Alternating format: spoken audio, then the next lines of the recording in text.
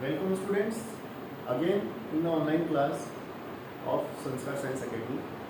Okay, let's see our first chapter is going on, that is chemical reactions and equations. Okay,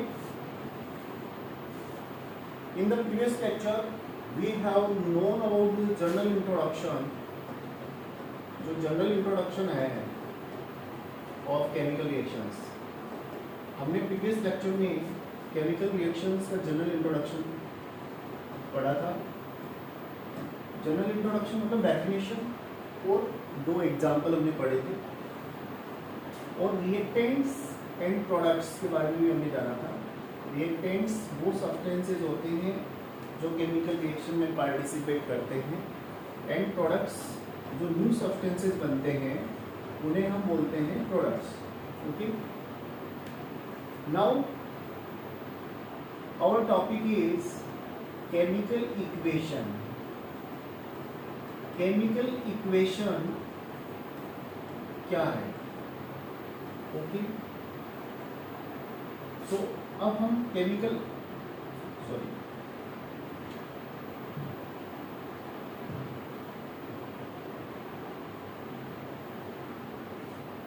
अब इस lecture में हम chemical equation के बारे में जानेंगे.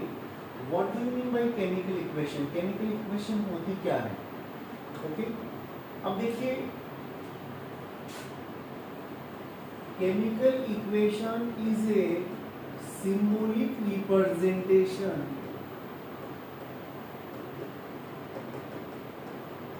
of a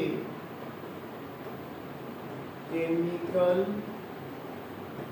reaction.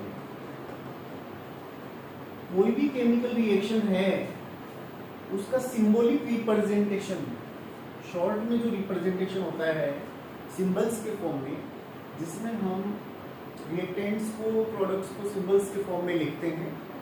ओके, और शॉर्ट फॉर्म में लिखते हैं तो वो केमिकल इक्वेशन होता है. तो अपन कह सकते हैं ए chemical equation is the symbolic representation of a chemical reaction.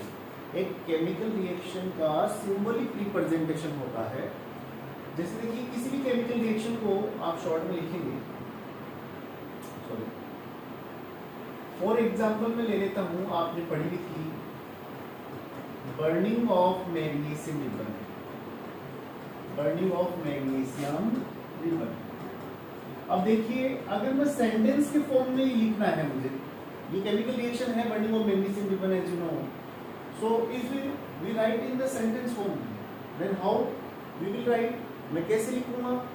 When a magnesium ribbon is heated in the presence of air. जब मैग्नीशियम रिबन को एयर की प्रेजेंस में हीट किया जाता है, then it burns vigorously and react with oxygen. ये vigorously मतलब बहुत तेजी से जलता है with white dazzling flame and react with oxygen to produce a powder that is magnesium oxide. ये हमने पढ़ा. अब अगर मैं सेंटेंस के फॉर्म में लिखूंगा तो बहुत बड़ा हो जाएगा, कम से कम 4-5 लाइनों में लिखा जाएगा. अब इसको मैं शॉर्ट में लिखता हूँ, तो शॉर्ट में देखिए, मैंने उस दिन आपको बताया था इससे पहले वाले लेक्चर में, मैग्नीशियम प्लस ऑक्सीजन, ये एक एरो का साइन है, और ये बन गया मैग्नीशियम ऑक्साइड. और जब मैग्नीशियम रिबन जब जलता है, then some amount of heat and light is also produced. कुछ अमाउंट हीट और लाइट भी प्रोड्यूस होते हैं.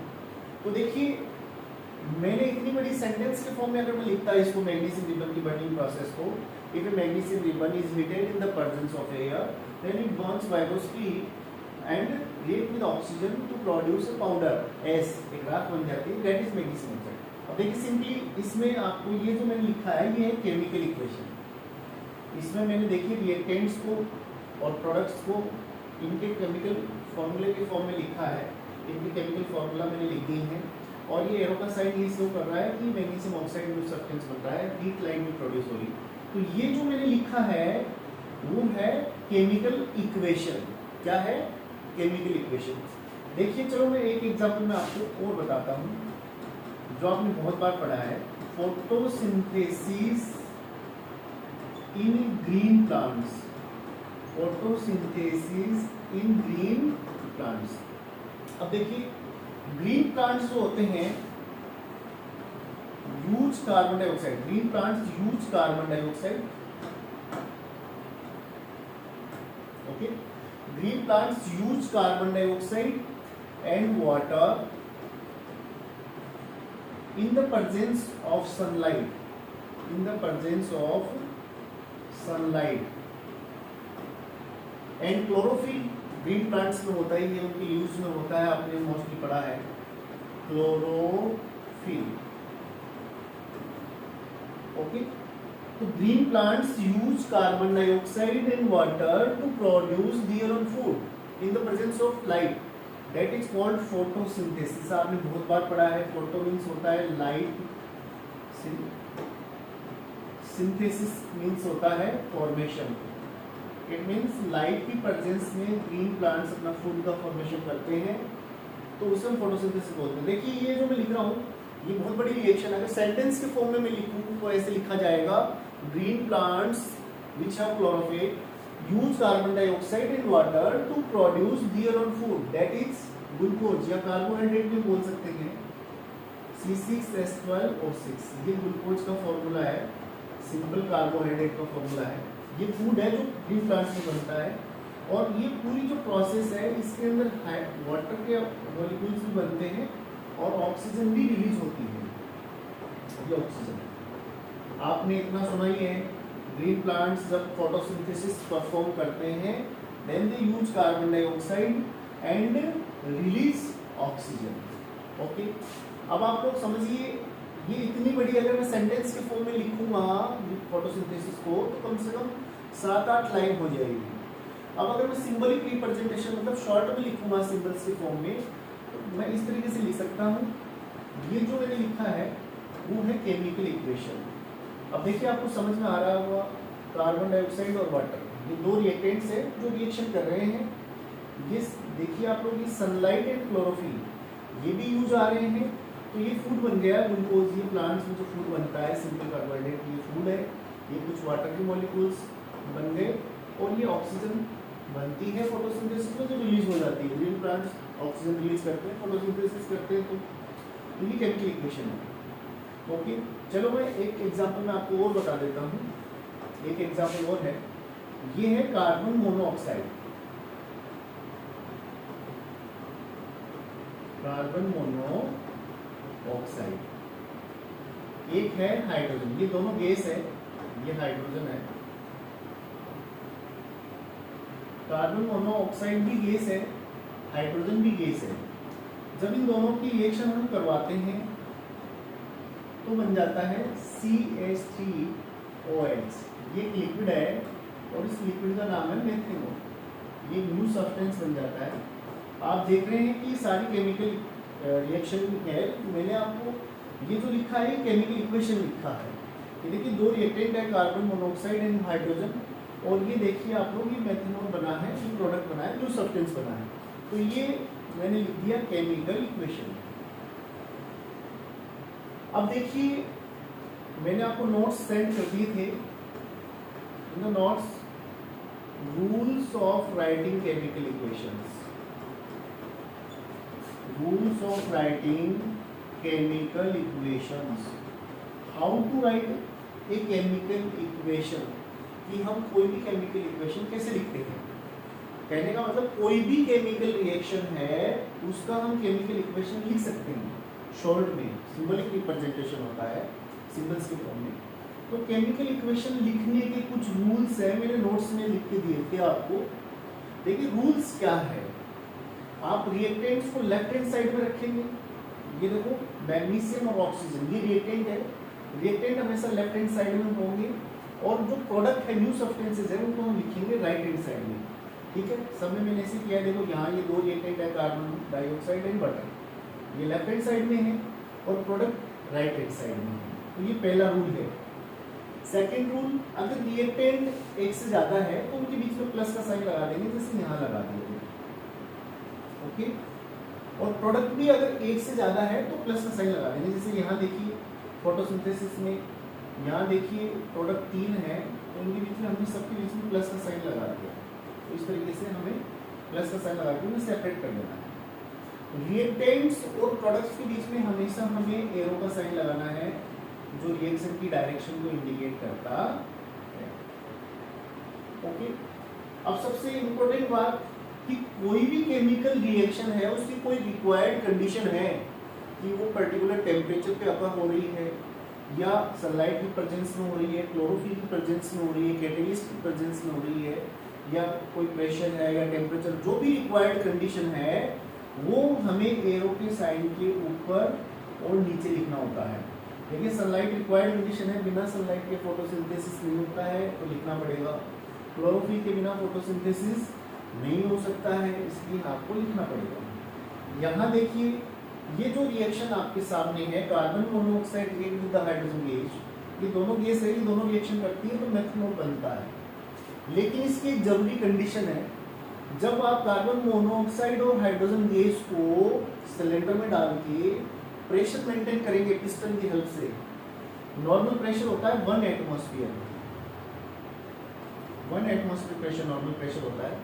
नॉर्मल प्रेशर पे हाइड्रोजन गैस और कार्बन मोनोऑक्साइड गैस की रिएक्शन नहीं होगी। ये रिएक्शन कब होगी, मेथनॉल कब बनेगा, जब आप टेम्परेचर मेंटेन जब दोनों गैस को मिक्स करके लगभग आप 340 एटमॉस्फेरिक प्रेशर मेंटेन करेंगे। ये प्रेशर का यूनिट है ATM। तो ये 340 एटमॉस्फेरिक प्रेशर मेंटेन करेंगे तब जाके ये केमिकल रिएक्शन होगी और बनेगा मेथनॉल। तो ये जरूरी कंडीशन है, तो आपको एरो के साइड में लिखना है। देखिए हम चैप्टर में बहुत सारे केमिकल इक्वेशन लिखेंगे, तो जो भी जरूरी कंडीशन है, जो भी रिक्वायर्ड कंडीशंस हैं केमिकल इक्वेशन लिखने के लिए, केमिकल इक्वेशन लिखते समय आपको एरो के साइन के ऊपर लिखना है। कोई भी टेम्परेचर है हो सकता है, प्रेशर हो सकता है, या सनलाइट की प्रेजेंस हो सकती है, क्लोरोफिल हो सकता है, या कोई भी मतलब कैटेलिस्ट हो सकता है। तो ये आपको जरूरी है लिखना, बहुत जरूरी है। तो 2 रूल हमने समझ लिए। तीसरा रूल ये है, देखिए कोई भी रिएक्टेंट्स हैं, केमिकल इक्वेशन लिखेंगे आप लोग, तो केमिकल रिएक्शन में रिएक्टेंट्स और प्रोडक्ट्स 2 टाइप के सब्सटेंसेस होते हैं। तो रिएक्टेंट्स और प्रोडक्ट्स की जो फिजिकल स्टेट होती है, फिजिकल स्टेट आप समझते हैं सॉलिड, लिक्विड और गैस, 3 स्टेट होती हैं। तो जो फिजिकल स्टेट होती है उनकी सिंबल भी हमें लिखना होता है। देखिए सॉलिड के लिए अगर कोई रिएक्टेंट या प्रोडक्ट सॉलिड स्टेट में है तो उसके आगे हम ऐसे ब्रैकेट में स्मॉल एस लिख देंगे। लिक्विड के लिए आप लिखेंगे स्मॉल है ब्रैकेट लगा के, और आप गैस के लिए लिखेंगे स्मॉल g, और आप एक्वस क्या होता है, अगर किसी सॉलिड को वाटर में डिसॉल्व किया हुआ है,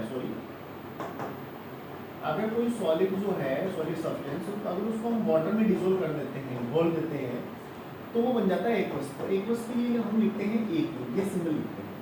अब आप लोग देखिए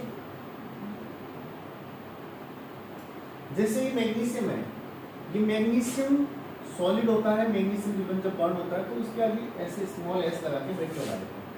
ऑक्सीजन गैस होती है तो जी लिख देते हैं। मैग्नीशियम ऑक्साइड जो बना है वो बना है सॉलिड, वो पाउडर बनता है एस की फॉर्म में। एक देखिए ये रिएक्शन है फोटोसिंथेसिस। अब आपको पता है जितने भी लिविंग ऑर्गेनिजम्स हैं उनके अंदर जो भी है गैसेज हैं या कोई भी सब्सटेंसेज है वो एक्वस फॉर्म में रिएक्शन करते हैं। तो ये कार्बन डाइऑक्साइड ग्रीन प्लांट के अंदर जाएगी तो वाटर में डिसॉल्व हो जाएगी और एक्वस हो जाएगी। ये लिक्विड है, ये एक्वस है, ये वाटर लिक्विड है और ये एक्वस है। जब ग्रीन प्लांट्स रिलीज करेंगे ऑक्सीजन को तब ये गैसेस फॉर्म में आ जाएंगी। अब देखिए कार्बन मोनोऑक्साइड ये गैस है तो जी लिख दिया, हाइड्रोजन गैस है तो जी लिख दिया, ये देखो मेथनॉल लिक्विड है तो ए लिख दिया। तो इस तरीके से हम फिजिकल स्टेट की सिंबल लिखते हैं। अब एक जो लास्ट सबसे मेन इंपॉर्टेंट रूल है केमिकल इक्वेशन लिखने का, वो है केमिकल इक्वेशन को बैलेंस करना। ठीक है, कि कैसे बैलेंस करते हैं, जैसे सिंपली मैं आपको समझूं, जैसे आप देखिए रिएक्टेंट्स की साइड में एक मैग्नीशियम है, प्रोडक्ट की साइड में भी एक मैग्नीशियम है। यहाँ देखिए रिएक्टेंट की साइड 2 ऑक्सीजन एटम है, इधर देखिए आप प्रोडक्ट की साइड में 1 ऑक्सीजन एटम है। इट मीन्स ये बैलेंस नहीं है। बैलेंस्ड करने का मतलब ये है कि रिएक्टेंट्स की साइड में और प्रोडक्ट की साइड में जो डिफरेंट एलिमेंट्स के एटम्स हैं उनका नंबर इक्वल होना चाहिए। जैसे देखिए मैं बैलेंस कर देता हूँ, अगर मैं यहाँ 2 पुट कर दूँ और यहाँ 2 पुट कर दूँ तब ये बैलेंस होगी। देखिए इधर 2 मैग्नीशियम है, इधर भी 2 मैग्नीशियम है प्रोडक्ट की साइड में, इधर देखिए 2 ऑक्सीजन है, प्रोडक्ट की साइड में 2 ऑक्सीजन है, ये बैलेंस होगी। तो बैलेंस्ड करना बहुत जरूरी है। बैलेंस कैसे करते हैं ये नेक्स्ट लेक्चर में मैं आपको समझाऊंगा। ओके स्टूडेंट, फिलहाल के लिए इस लेक्चर में इतना ही आपको समझना है। बैलेंस्ड केमिकल इक्वेशन क्या होता है and how we can balance a chemical equation we will learn in the next lecture. Okay students, thank you.